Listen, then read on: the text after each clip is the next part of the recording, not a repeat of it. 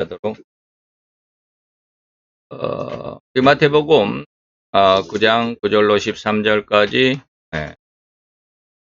그리스도의 사역 두 번째 결단 있는 그 마태의 그 믿음 안에서 우리의 믿음을 다시 한번 살펴보는 시간을 갖도록 하겠습니다. 그러면 우리 같이 본문을 보도록 합니다. 마태 9장 9절로 13절까지 우리 같이 한 목소리로 봉독하겠습니다. 예수께서 거기서 떠나 지나가시다가 마태라 하는 사람이 대관에 앉은 것을 보시고 이르시되 나를 쫓으라 하시니 일어나 쫓으니라. 예수께서 마태의 집에 앉아 음식을 잡수실 때에 많은 세리와 죄인들이 와서 예수와 그 제자들과 함께 앉았더니 바리새인들이 보고 그 제자들에게 이르되 어찌하여 너희 선생은 세리와 죄인들과 함께 잡수 예수께서 들으시고 이르시되 건강한 자에게는 의원이 쓸데없고 병든 자에게라야 쓸데있는 너희는 가서 내가 긍휼을 원하고 제사를 원치 아니하노라 하신 뜻이 배우라. 내가 의인을 부르러 온 것이 아니요 죄인을 부르러 왔노라 하시니라. 네. 저는 이 본문 말씀을 가지고 129번 오늘 순서를 보면 9장에서 8장에서도 7가지의 예수님의 기적이 기록이 됐다 그랬죠. 그것은 예수님의 만왕의 왕 되심을 증거하는 그런 기록이고 오늘 9장에서도 역시 마찬가지로 이렇게 7가지의 기적이 기록이 되어 있는데 마태 9장의 기적은 예수님이 그리스도라고 하는 사역, 그리스도는 무슨 일을 하느냐라고 하는 것을 어떻게 보면 순차적인 모습 안에서 그리스도의 사역을 우리에게 일러주는 그 중에 이제 두 번째가 마태를 부르셨죠. 첫 번째는 중풍병자를 메어오는 내 친구들을 통해서 죄를 사러 왔다라고 그러시더니 이제는 죄인을 부르러 왔다. 건강한 자는 의인이 있을 데 없지만 병든 자에게 의인이 있을 때 있지 않냐. 나는 죄인 때문에 왔다. 뭐 이런 뜻이죠. 오늘은 마태의 결단 세 번째 시간이죠. 두 번째 기적의 세 번째 시간을 우리가 한번 생각해 보자. 자, 이는 인간 육신의 병을 고치는 것이 아니라 인간의 고질적인 현세주의, 물질주의, 쾌락주의, 한탕주의로 사는 그런 사상, 인간의 어떤 마음의 변화를 예수님께서 강력하게 요구하시는, 다시 말하면 이렇게 살아가는 너희들이 바로 마태가 그동안 힘겹게 살아왔던 그런 신령, 그런 세상과 너무 똑같다라는 것이죠. 바로 이것을 성경을 기록한 그 의도가 바로 이런 성경을 읽고 너희들도 속히 그 자리에서 변화를 받으라라는 그런 어떤 강력한 하나님의 메시지, 교훈이 들어있는 것이죠. 그래서 다시 말하면 고질적인 현세주의, 세상에서만 살려고 하는 영원한 세상이 있다 없다 뭐 이런 것엔 전혀 관심이 없는 그러죠. 물질주의는 뭡니까? 세상으로 살아가는 것이죠. 돈과 명예, 그리고 잘 먹고 잘 사는 것. 그러죠. 쾌락주의는 뭡니까? 쾌락주의, 즐거움만 찾아서 온전히 육신의 삶을, 육신의 생명이 있는 동안 우리가 육신의 어떤 즐거움과 쾌락이 있으면 된다라고 해서 온갖 즐거움과 쾌락, 육신적인 어떤 즐거움을 찾아서 살아가는. 그래서 전혀 뭐 다른 것에는, 관심이 없는. 물론, 때로는 이것이 어떤 삶의 희망이 되기도 합니다. 다시 말하면, 내가 세계 일주를 하기 위해서 내가 한 3년 열심히 뭐 알바를 하든 직장을 다니든 열심히 수고하고 일해가지고, 돈을 차곡차곡 모아가지고 그 돈으로 내가 세계 일주를 하겠다. 뭐 그런 것도 있을 수 있죠. 그런 사람 종종 있잖아요. 그렇습니다. 그런 것까지 다 쾌락주의다라고 이렇게 치부해버려서 그럴 수는 없지만, 그러나, 보통 보면, 먹고 마시는데, 어떤 즐거움을 찾아가는데, 이런 모습들이 너무나도 많습니다. 우리 수원 지역에도 혹시 그럴 때, 인계동을, 새벽에 제가 퇴근을 하면서, 인계동을 지나오면 참 안타까운 모습들이 많아요. 우리나라에 흔히 말하는 겁니까? 야타족들 있다고 하는데 강남 그런 쪽에 있잖아요. 압구정인가 뭐. 그런데 밤의 열기를 쫓아다 살아가는 이러한 젊은 청년들이 또 젊은 청년들뿐만 아니라 나이 많은 사람들도 많들이 알지 못하고 그 소식을 접하지 못하기 때문에 그러지. 우리가 모르는 것, 우리의 어떤 관심이나 우리의 어떤 정보력이 미치지 못한 곳에 너무나도 많은 지저분하고 그런 어떤 어두운 면들이 너무 많다라고 하는 한탕주의라고 하는 것이죠. 우리가 흔히 말해서 그런 모습이 있죠. 짧고 길게 사는 것보다도 굵고 짧게 살겠다 이런 것이죠. 남자들 세계 속에서는 남자답게 살자 가지고 아주 그냥 허탕하게 살겠다라고 하는 이런 모습들이 있습니다. 이런 것 속에서는 하나님이 결코 그 마음, 어떤 그 사상, 그 중심에 있지 않다라고 하는 바로 그러한 현실과 그런 현장에서 깨어 일어나야만 한다라는 어떤 그런 하나님의 깊은 메시지가 들어있는 그래서 이것을 이런 마음의 변화를 받는 것이 기적이라고 할 수가 있겠다라고 하는 것이 바로 이러한 세상 속에 예수님이 오셔서 바로 그러한 삶으로 살아가는 우리 인간들의 모습 안에서 우리들의 심령을 예수님께서 인도해 부르셨다라고 하는 것. 그래서 죄인을 부르러 왔다라는 겁니다. 우리 사람들은 흔히들 육신의 병을 고치려고 얼마나 노력을 하는지 그러나 인간의 마음의 병은 있는지조차 모르는 인생들이 너무나도 많다. 라고 하는 것이 우리 육신의 병 고치려고 너무나도 많이 노력을 하죠. 저도 크게 아주 2번을 아팠기 때문에 예전에는 그 병원에 제가 암이 발병되기 전에는 병원에 가는 것조차도 귀찮아했고 그때 당시까지는 무서워했다라기보다는 마음이 무섭다라는 마음보다는 그냥 나는 잘 사니까 그렇게 살았습니다. 56세, 57세 때 제가 57에 암을 발견했으니까 57세까지 병을 발견하기까지는 병원에 거의 가본 적이 없습니다. 주사를 맞아본 적도 거의 없습니다. 그냥 아프면 감기 걸리면 가서 진단받고 주사 맞는 것조차 그냥 아프니까 싫어가지고 주사 안 맞고 그냥 약으로 주고 막 그러기도 하고 그래가지고 그래서 감기 그런 것조차밖에 안 했던 사람인데 아주 가장 큰 병이 들어서 암을 수술하는 것을 지금 이제 4년이 됐어요. 그래서 이제 1년 남았는데 5년이 되면 이제 암병에서도 졸업식을 그러다가 또 이제 다리를 다쳐가지고 그래서 너무나도 많은 그 다리 다쳤을 때 참 힘들었어요. 별로 큰 병도 아닌데 하고였기 때문에. 그런데 이러한 육신의 어떤 그 연약함, 질병들을 고치려고 하면 얼마나 노력을 하는지 모릅니다. 그래서 제가 이번에 이제 저기를 하죠. 연말정산을 하잖아요. 연말정산 하는데 의료비가 800만 원이 나왔어요. 내가 무슨 병원에서 뭔 돈을 이렇게 930만 원인가. 그래서 뭔 돈이 이렇게 내가 병원에 갖다 줬나. 가만히 생각해 보니까 내가 다리를 다쳤을 때 그랬구나. 좌우지간 그렇더라고요. 그래서 이렇게 인간의 육신의 어떤 질병을 고치기 위해서는 정말 온갖 노력들을 다 하죠. 그런데 인간의 마음속에 있는 병, 방금 여기서 말했던 우리가 현실적인, 고질적인 현세주의, 물질주의, 쾌락주의, 한탕주의, 이러한 어떤 사상들, 이것이 인간의 마음의 병인데 이런 것은 우리 마음속에 있는지조차도 모릅니다. 우리가 내가 살아가는 거 나는 열심히 세상을 살아갈 뿐이야. 나는 내가 내 돈 가지고 내가 열심히 잘 살아가는데 당신이 내가 살아가는데 뭐 돈 한 푼 보태준 적 있어? 막 그러지 않아요. 인간의 마음의 병은 있는지조차도 모르는 그런 인생들이 너무나도 많고 그러한 마음의 병은 아예 아랑곳하지 고치려고 하지 않는다. 아랑곳하지 않는 이러한 사람들의 모습 이런 것이 바로 인간의 속성. 오늘날 세계에서 가장 강대하다라고 하는 미국에서도 지금 이런 모습이 너무 난리법석이죠. 그럼 이제 오늘 우리는 17일이지만 20일 날, 이제 미국은 벌써 18일이 되겠죠. 지금 밤이겠지만, 17일 밤이겠지만, 20일이면 대통령이 다시 47대입니까? 46대 대통령인지, 47대 대통령인지 모르겠지만, 우리가 대통령 취임식을 합니다. 그러면 우리나라에서는 온통 바이든이 당선인이고, 바이든이 취임식을 할 것이다라고 그러는데, 미국 현지에서는 20일 날 취임식 하는 대통령이 뭔지 모른다라는 거예요. 트럼프가 그랬죠. 내가 취임식 할 때 바이든의 취임식은 안 가지만 내가 취임식 때 간다라고 그랬어요. 그러니까 누구 취임식 때 자기가 다시 취임하겠다라는 그런 뜻이라고 해요.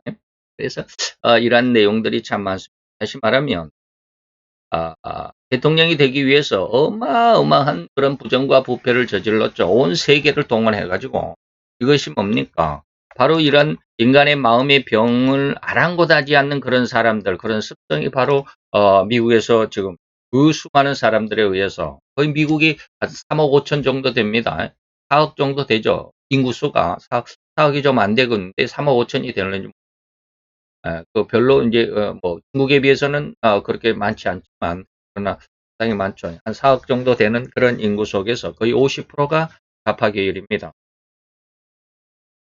그 사람들이 문제죠. 그래서 트럼프가 아주 그냥 직격탄을 바로 그냥 곧바로 그냥 막 핵펀치를 날리고 막 그러지를 못해요. 왜? 거의 50%가 좌파인데 그랬다가는 남북전쟁처럼 둘로 쫙 갈라지고 말죠. 그래서 그것 때문에 아마 천천히 서서히 아마 누그러뜨리려고 하는 그런 어떤 심산인가라는 그런 생각을 해봅니다. 어쨌든지 인간의 심성이 그렇습니다. 누가 지나가다가 옷에 먼지가 묻었다라고 일러주면 고맙다고 인사를 하면서 옷에 먼지를 털어내죠. 그래서 아유 감사합니다. 옷에 먼지를 탈탈 털어냅니다. 그런데 그 사람에게 당신의 인격이 이렇게 저렇게 잘못됐다, 먼지가 묻었다, 때가 끼었다라고 하는 것은 뭐예요? 당신이 이렇게 하면 안 돼. 이것은 사람이 할 일이 아니잖아. 라고 이렇게 이야기하면 굉장히 화를 내죠. 아마 잡아 죽일 듯이 덤벼들어는 그런 성질을 가지고 있는 것이 바로 누구다? 사람이다라는 거죠. 자기만 옳다라고 하는 것이죠. 그런데 그 기준은 있어야 됩니다. 기준이 있어야 돼요.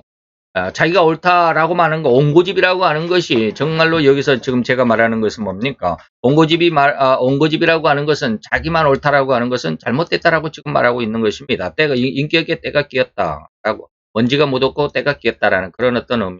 그런데, 한 가지, 결코, 옆에 말에 귀를 기울이지 않아야 되는 것이 뭐냐면, 다시 말해 옹고집이 되어야 하는 것이 뭐냐면, 진리입니다. 하나님의 말씀에서는 결코 타협이 없어야 됩니다. 그래서 제가 다니엘서를 강의할 때 그런 말씀을 많이 다니엘은 자기의 이름을 벨드사살로 개명을 한다든지 뭐 이런 것에 대해서는 전혀 개의치를 않았죠.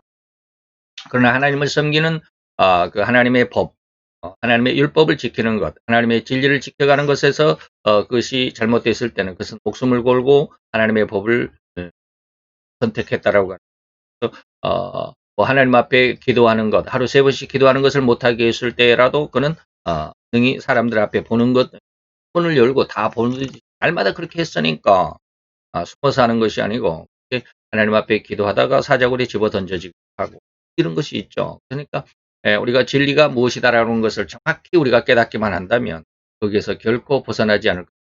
그런데 진리가 무엇인지 정확히 깨닫지 못하면 이리 흔들 저리 흔들죠. 유다서에서 이야기하는 것처럼 바람에 밀려가는 구름과 그러니까 물 없는 구름과 같다라고 이렇게 그런 모습으로 돼버리면 곤란하죠.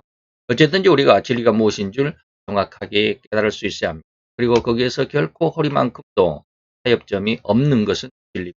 그런데 그게 아니고 세상적인 어떤 욕심, 자기 어떤 야망 속에서 살아갈 때 바로 이러한 것이 바로 인격의 먼지고 때다라고 하는 것을 우리가 이해할 수 있어야 되겠죠. 자, 오늘날을 살아가는 현세 인간들 습성 중에서 바로 이러한 습성의 특성이 가장 아주 정밀하게 아주 적나라하게 드러나는 것이 뭐냐면 바로 공산 사상, 공산 주체 사상이죠.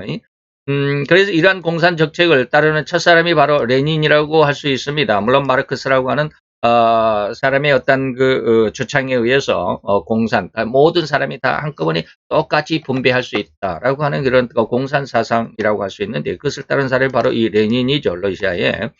그는 그 혁명을 하려는 자는 결코 거짓말을 못하는 자는 혁명을 할 수가 없다라고 하는 거죠. 거짓말도 계속 하다 보면 그것이 진실이 되고 그것이 진리가 된다라고 가르쳤던 이런 사람이죠. 그래서 바로 이래 사회주의의 혁명, 거짓말이 뭡니까? 바로 이런 것입니다. 목적은 수단을 정당한. 목적이 있으면 과정은 뭐 별로 상관없어요. 사람을 죽이든지 때리든지 엎어치든지 매든지 좌우지간 우리가 목적을 이루면 돼라고 하는 거죠. 오늘날 미국 대통령 선거죠.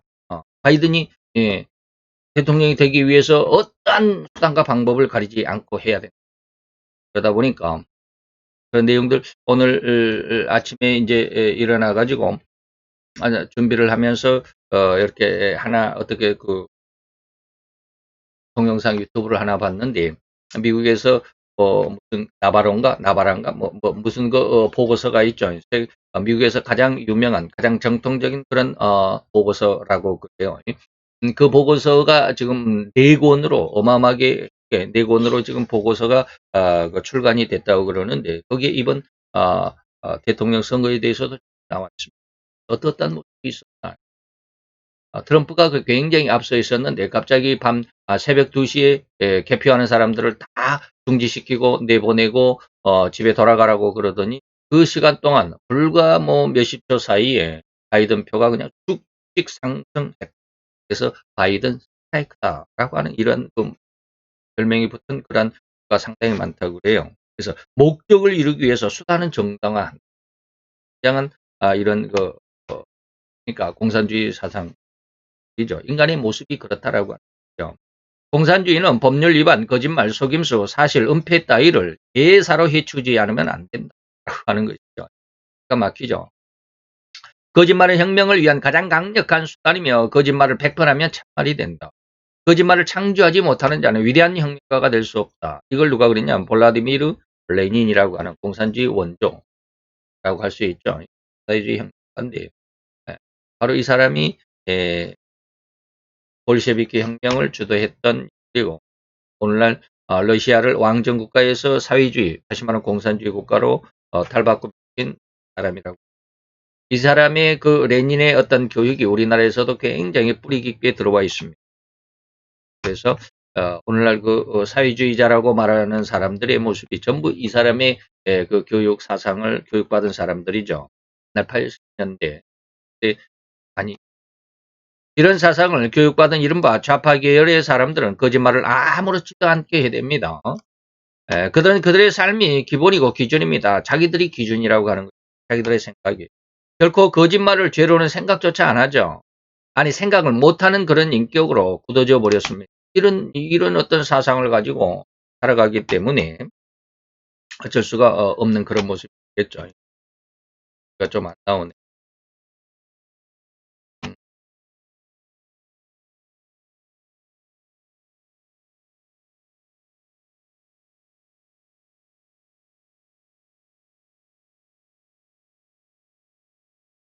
화살표가 안 나와. 제가 어디를 지금 가르치는지를 모르겠어요.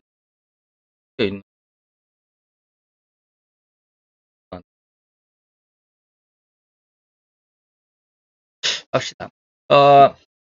아예 거짓말로 인식할 수도 없는 그런 어떤 마음의 강팍한 심령이 되어버렸죠. 그래서 디모데전서 이러한 모습을 디모데전서 4장 2절에는 그 양심이 화인을 맞았다. 불도장을 맞아버렸다.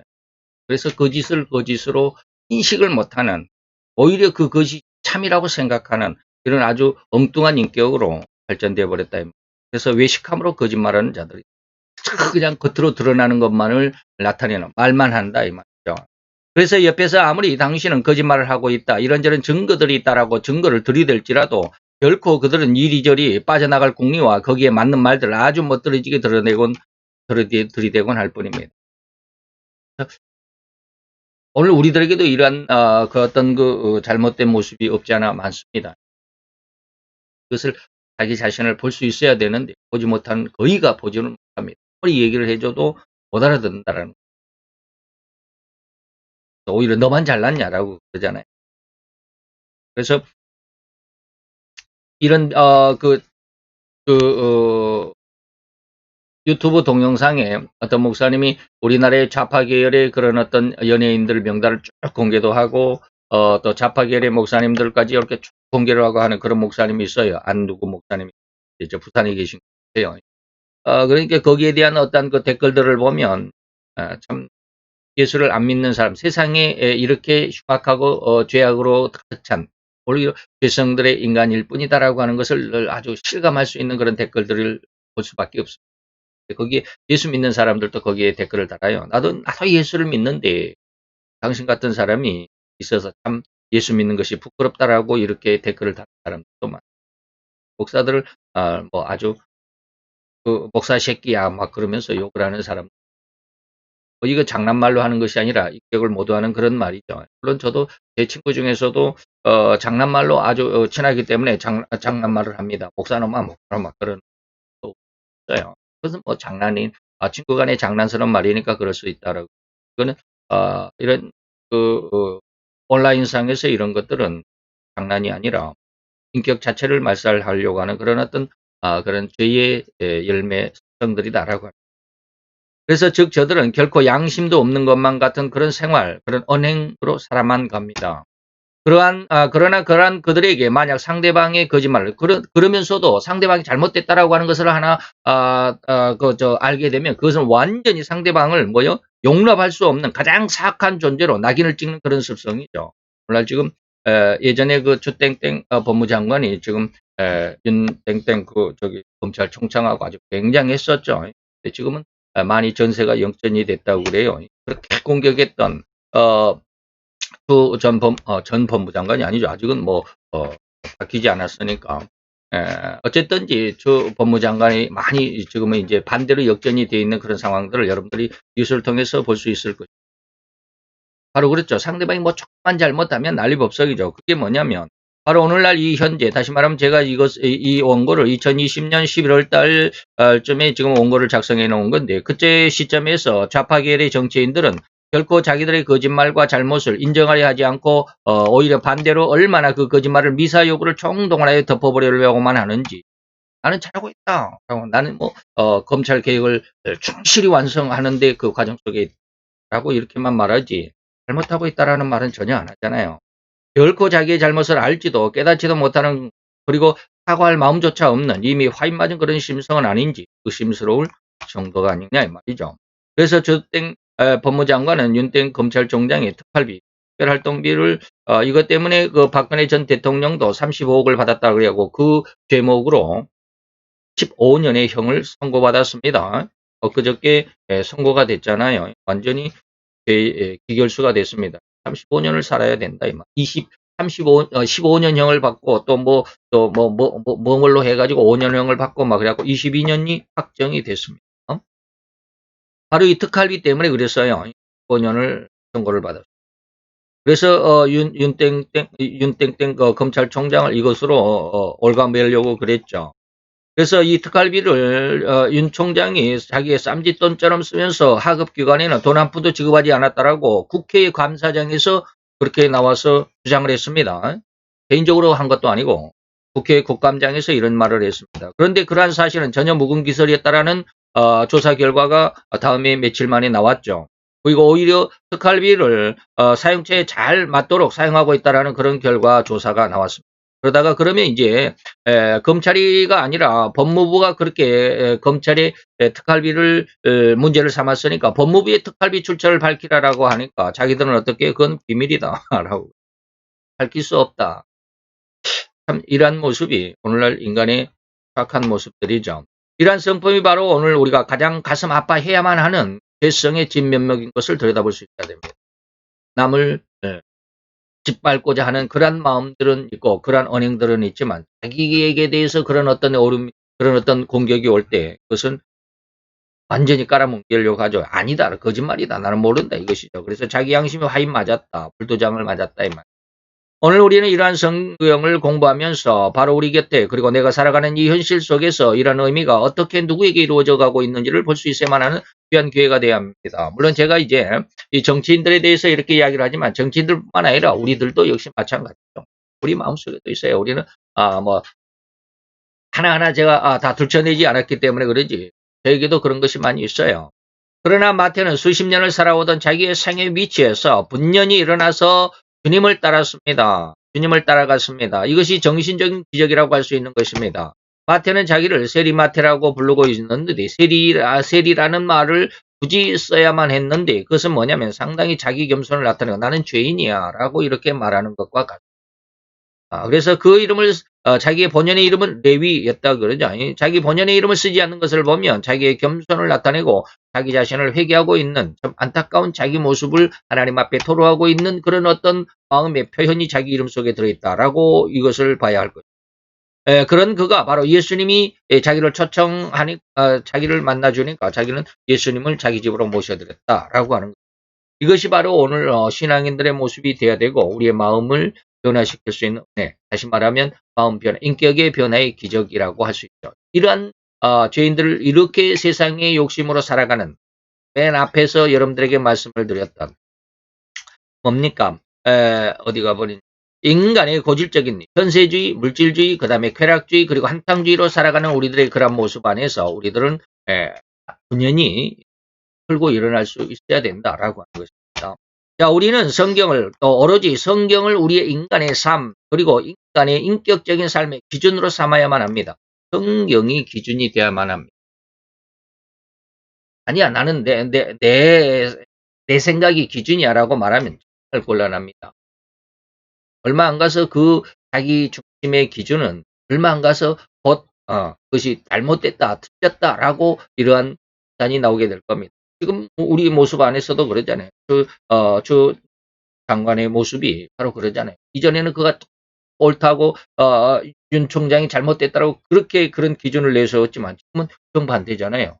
총장을 하는 일이 너무 옳다라고 이렇게 말하잖아요. 인간의 기준은 결코 기준이 될 수가 없다라고 하는 거예요. 오로지 성경만이 기준이다. 온 세상을 지금 세상이 있어져 오면서 지금까지 그리고 앞으로도 영원히 그 성경의 말씀에 진리는 그 내용의 중심 변치 않을 수밖에 없다. 변개할 수도 없고 변치 않을 것이다라는 거예요. 그렇기 때문에 변개할 수 없는 변개될 수도 없는 것이 바로 기준이 돼요.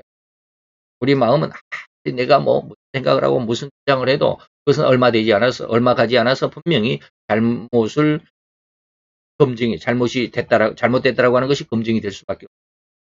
그래서 오직 성경만이 영원한 진리라고 하는 것, 그리고 그 성경을 기록하신 하나님은 영원하신 분이라고 하는 것, 영원히 변치도 않을 뿐만 아니라 영원히 하나님의 단 한마디의 말까지라도 하나님은 지키시고 믿을 수 있는 믿으시다라고 그랬죠. 믿을 수 있는 그런 하나님이라고 하는 것을 여러분들이 기억하실 수 있다. 이걸 믿을 수가 있어야 됩니다. 인간은 결코 이러한 사실을 믿을 수가 없습니다.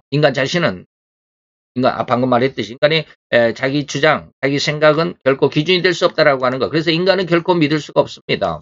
어제의 말도 오늘에 와서는 번복하고 안 했다라고 그런 일이 없다라고 그런 말을 한 적이 없다라고 발뺌을 하기에 선수권자들이 바로 인간이 아닐까. 그래서 거짓말은 자기들의 욕심을 나타내는데 아주 가장 큰 무기다라고 아까 레닌이 그랬잖아요.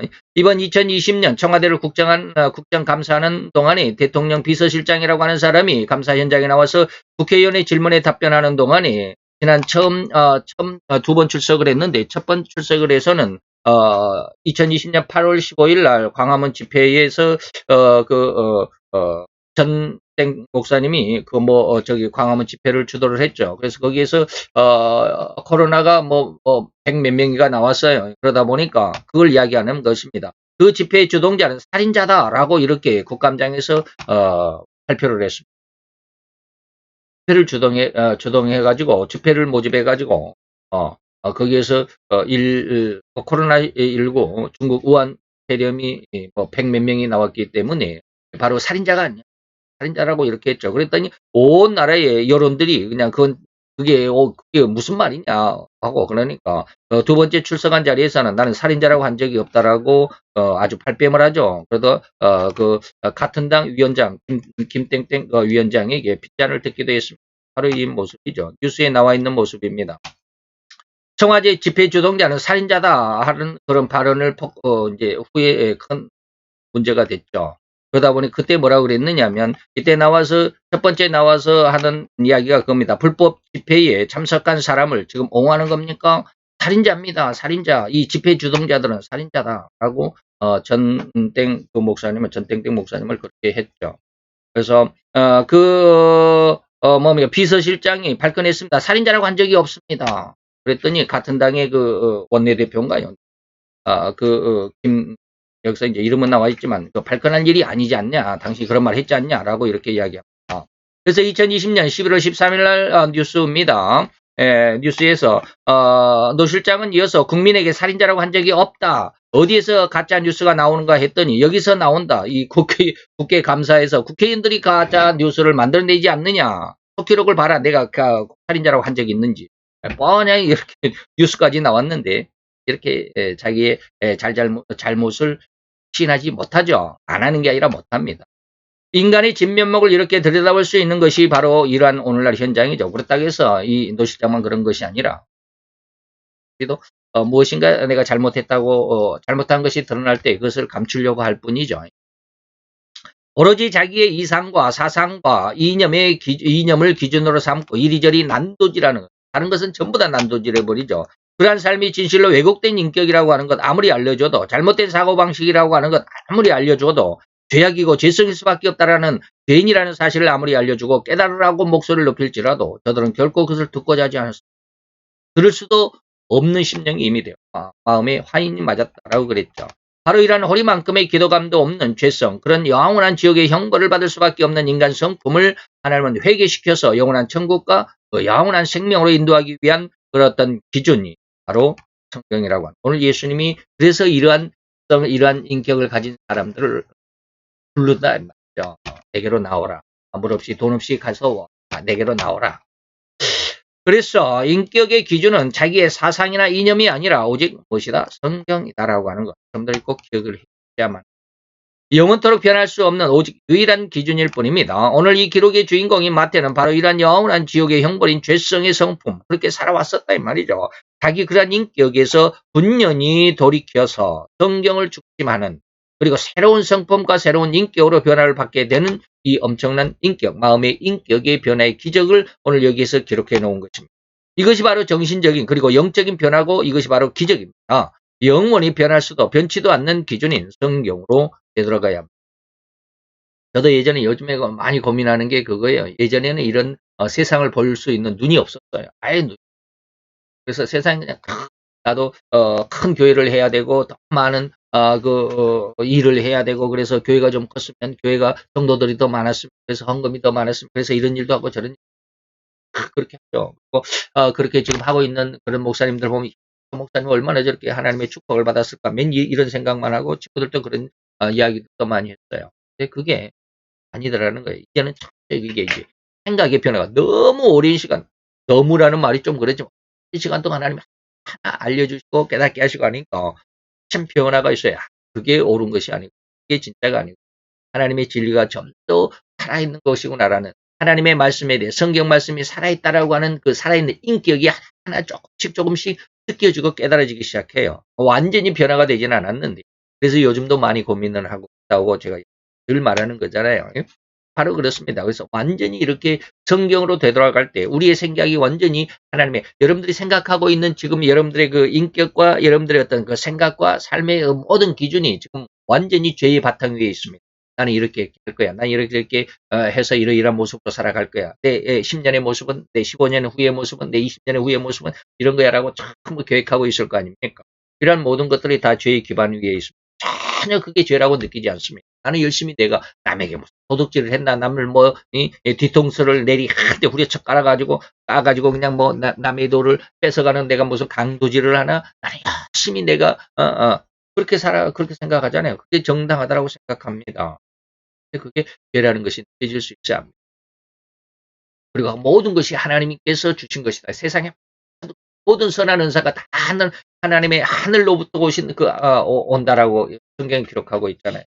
내게 있는 모든 능력과 실력까지라도 내가 지금 살아가는 이 삶의 모습이 잘 됐든지 못했든지 간에 그 모든 모습이 하나님께서 내게 주신 그럼 내게 왜 하나님의 엄청난 축복을 주시지 않을까? 2, 3일 전부터 하나님이 계속 그걸 말씀하시는 것 같아요. 만약 내가 너에게 지금 예전에 한 3년쯤 전에 아니면 한 5년쯤 전에 내가 너에게 한 10억을 줬다면 너 어떻게 살았겠어? 어떻게 살긴 내 마음대로 살았겠지. 그죠? 하나님의 영광을 위해서 산다고 하면서도 한 때문에 나의 편한 삶, 나의 행복을 위해서 남에게 좀 자랑하고 싶다. 나 이런 집에 산다. 나 이런 차를 타고 다닌다. 솔직히 고백하면 그래. 지금 우리 이제 저도 이제 아들 차를 이렇게 타고 다니지만 좀 하잖아요. 그런 마음을 안 가져야 되는데 그런 마음을 굉장히 많이 가. 지나가다가 조그만 차가 옆에 막 달려들고 막 그러면 이렇게 많은 게 이게 막 그래요. 내가 말로 표현은 않지만 내 속마음은 이것이 뭐냐면 인간의 죄. 여러분들 그게 죄성이 아니라 자연스러운 것이라고 생각해요. 이런 외제차를 탔다 그러면 그냥 막, 와, 대단한 사람으로 막 좀 그러잖아요. 그래서 더 큰 차를 타고 더 비싼 차를 타려고. 그런 모습, 근데 저는 이제 그런 것들을 많이 하나님이 막 조금 과장해서 말을 들으면 막 내리 후려치고. 그래서 옛날 처음에는 뭡니까? 제가 옛날에 그런 말씀 드렸잖아요. 로드우스 보고 제가 수원으로 맨 처음 아주 그냥 소죽음이 돼갖고 수원으로 이사 왔을 때 로드우스를 보고 하나님, 나 이제 훈련 끝나면 로드우스 주세요. 그랬더니 마음속에 하나님이 그랬다 그랬잖아요. 속에 세상이 참 많고. 그래서 근데 요즘에는 막 하나님 완전히 그냥 막 회초리를 칠 것처럼 굉장히 책망을 하시고. 근데 그런 마음이 없어지질 않아요. 계속해서 도로에 운전을 하고 다니니까 그것도 좀 새 차라고 그러면 큰 차라고 그러니까 괜히 우쭐거리는 그런 마음이 없지 않아 있어. 거기다가 만약에 내가 외제차를 타고 다녔다. 뭐 이러면 이제 곤란하죠. 기준인 하나님의 성경으로 돌아갈 수 있어야 됩니다.